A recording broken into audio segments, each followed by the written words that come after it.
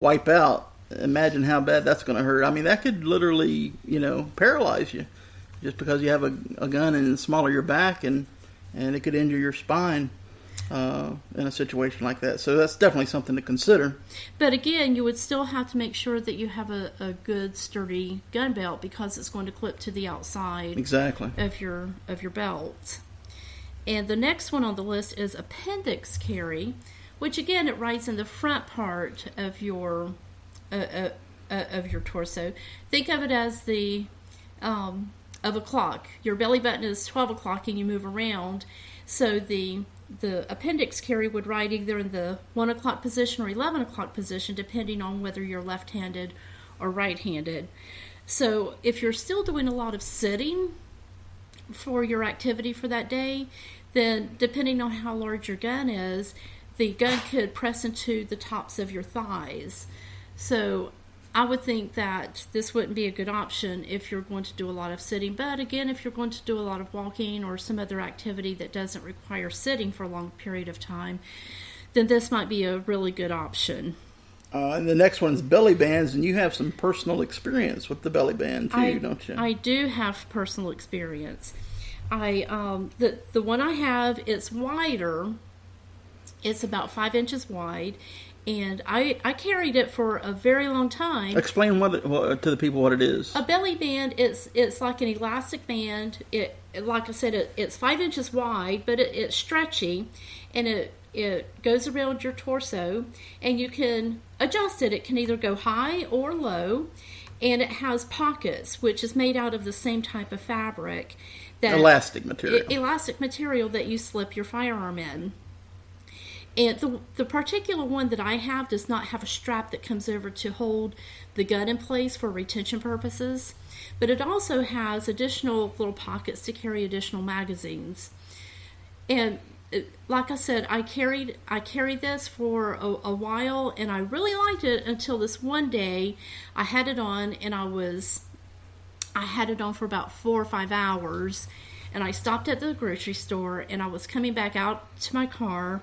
And as I was getting in my car, the firearm slipped out of its pocket and into my car. And luckily, so it pushed up out of the belly band itself. Yes, it did. And because of that, I have been sort of leery about wearing it anymore.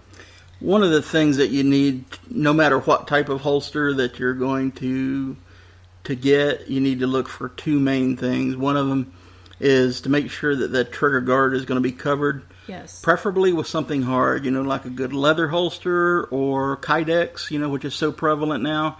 I'm a big fan of the Kydex holster because it's hard plastic, and it's not going to let anything get into that trigger guard. Well, and even with the fabric of a belly band or any other holster that's made out of fabric, anything can get in. Can weaken that fabric and cause the trigger to be activated. Right. And if you allow anything in, well, not even allow, if something just happens to get in there and activates the trigger, then it's not going to be very pleasant for the person carrying the firearm. Exactly. Second feature that you should look forward to is retention, which is what she had the problem with that belly band, because you don't want it falling out, whether you're sitting or jogging or whatever. You want to have good retention, which means it won't fall out of the holster or come out of the holster unless you intend for it to come out of the holster. Exactly. At the moment, you intend for it to come out of the holster. Right. So the next one on our list is T-shirts with a built-in holster. And again, this has the ones on the market that we review, that we look at, have a strap that will retain the firearm, but however, it is made of the same fabric as the spandex shirt, so it doesn't really have good cover for the trigger itself. Right. And I don't know, it's awful close to the body and under the arm too. I would think that moisture might be an issue with a t-shirt style holster as well, Yeah, because there aren't very many layers. Yeah, and guns are susceptible to rust, and you got to keep them lubricated, but still, that seems like it'd be a challenge. Right. Next is shoulder holsters. And, like we always say, shoulder holsters are not just for TV detectives. Anybody can wear a shoulder holster. It's a great option. Maybe not here in Florida because we live in a hot, humid climate and we get winter, about 2 days maybe per year? Yeah, that's my standard joke about our 2 days of cold in February. Right, but if you had a t-shirt and you had a shoulder holster on and then you just put on like a cover shirt, yeah, it's a couple layers, but that's what's definitely one way to carry. Actually, a shoulder holster is a great way to carry if you're going to be driving for long periods of time because you're going to be seated and, in the waistband, you might not be able to get to it like in a carjacking situation. But with a shoulder holster, it's easy access from a seated position. So it's definitely something that, you could consider if you're going to be doing a lot of driving. And let's talk a little bit about ankle holsters. Ah, yes, ankle holsters. Back when Tim was a police officer, he carried an ankle holster all the time. Oh, we forgot to tell him that I used to be a police officer, too. Oh, we did. Yes. Just another little surprise. Yes. So, this one company Christmas party that we attended. Police Christmas party. It was for the whole... Oh, well, it's the city police. The city, yes. City Christmas party. I remember it well. Yes. One of Tim's co-workers went to the DJ and said, "Hey, Tim likes to dance to the Pee Wee Herman song Tequila." Oh, great. Tell everybody that I like to dance to the Pee Wee Herman song Tequila.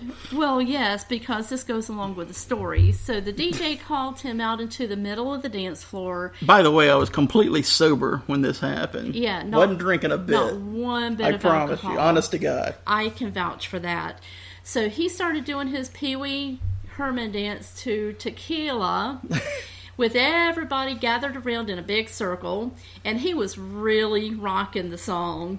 And then, next thing we knew, we saw something slide across the floor. And a little silver glint went sliding across the floor a little. And his buddy, who called Tim out, leaned over to me and said, "Was that Tim's gun?"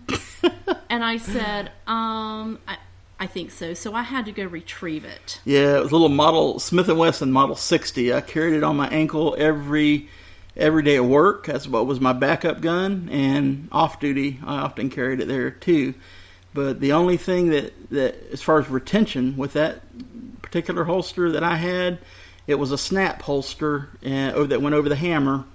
And I guess they're not made for dancing in because when I was doing the Pee Wee Herman, and I would transfer from one leg to the other, I guess my ankle brushed against it and it unsnapped.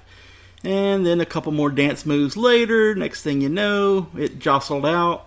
And it went sliding across the floor. Just glad that we were among other law enforcement people, and because that could have been really embarrassing in a crowd of people who weren't gun friendly. Exactly.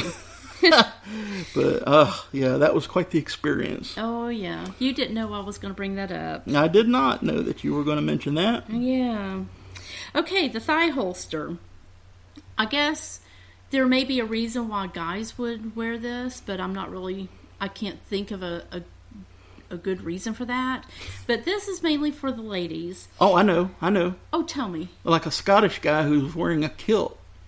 Oh, yeah. You could wear a thigh holster with a kilt. You could rock a kilt and a thigh holster. You could. You need to be a big holster for guys. Our legs are usually a little bigger. Exactly. So if ladies are wearing a skirt that's a little bit flowy, this would be a good option. It would be a little bit awkward maybe, because if you need to access it, you would have to gather up all of the fabric of your skirt or dress to access the holster, because it rides on the inside of the opposite thigh.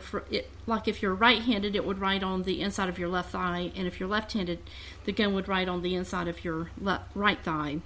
So you would have to gather up all of this fabric to access, but it's there and it's on the body if you need it in an emergency situation. You better take this next one, because It's not really my cup of tea. What, you don't want to talk about the bra holsters? I don't wear bras that often, so. Okay, well, that's good to know. Well, there are several different styles of bra holsters. There's one that it fits in the front, and there's a couple of styles that fit up over the sides. And I personally don't wear one or have one. You've not tried one, though. You may like it. I really haven't tried one, but I just don't think that the type of clothing that I wear would allow me easy access. So you would have to think about this. How are you going to access it? And are the types of things that you wear going to allow you to access it quickly? Well, I've seen the videos like the flashbang, and they were just wearing a t-shirt. And it's pretty quick access, because if you Google, or not Google, but if you go on YouTube and do a search for the flashbang, you'll see some of these videos of the ladies doing the draw, and they're timing them. And they got it down to, a second, or maybe even less than a second. I don't remember what the times were on it, but it's amazingly fast. Well, and if you do have to access it from the front with something called the flashbang, which is becoming very popular, by the way, then you're not going to have any regard for your modesty at that point, because something else is going on that's bigger than your modesty. Exactly. Next one is fanny packs, and I've got some experience with that. I've got a fanny pack that I bought from the Glock store. I believe that's where I got it. And it was specifically made for my Glock Model 19. It's a great fanny pack. It's got the built-in holster with it, which is nice, and it had has a quick access if you need to get into it. But fanny packs aren't that fashionable right now. I mean, if you have a time machine and you go back to the 80s, perhaps a fanny pack might be more appropriate, but people still wear them. But sometimes in tourist situations, you see fanny packs. Yeah, of course. If you're on vacation, it's almost expected for the tourists to have a fanny pack on. That's right? how you can tell they're a tourist. Exactly. But so, I mean, still, it's out there, and it's a good option, and it's on the body. Right. Another, and here's one that I mentioned at the top of the show. When we were talking about what we've been doing, I've been breaking in this holster. It's called a Sneaky Pete. And I talked a little bit about it, but I'll touch on it again. It's a small rectangular holster that it looks like a case that you would carry a little mini iPad in or something. It's really nice. It comes in different finishes, too. They got like a glossy leather. They have one now, I think it's in like a nylon, which is nice. And inside of it, they have padding specifically designed to not allow the gun to rattle around. And it just clips to your belt, or mine has a belt loop built onto the back of it, which you just thread your belt through. And again, I carry it on a gun belt when I'm wearing it, and people do not realize that it is a gun holster. I mean, for all intents and purposes, it looks just like a little mini iPad carrier. I think it's great. It's a great option. And it does look awesome. And I don't know that anyone has ever said, "Hey, Tim, what's in that pouch on your side?" Nope, not so far. Do we want to talk about purse carry and off the body? We got to talk about it. A backpack, briefcase, duffel bag, etc. Got to talk about purse carry. Okay. I'm not a fan. Well, I'm not really a fan, and a lot of people who I follow on the internet are not a fan either. However, in some cases, it will be warranted that you ask yourself, would I rather have my gun with me in my purse or not with me and be defenseless? Such as if you work at a location that you're not allowed to have your firearm and you have something to do after work, do you have time to go home and change wardrobes and put on a holster to carry your firearm on the body? And if you have limited time, that may not be available to you.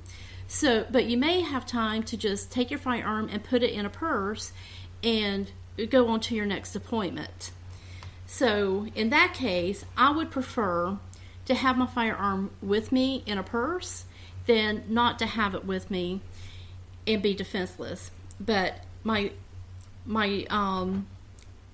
suggestion, and I do feel strongly about this, if you're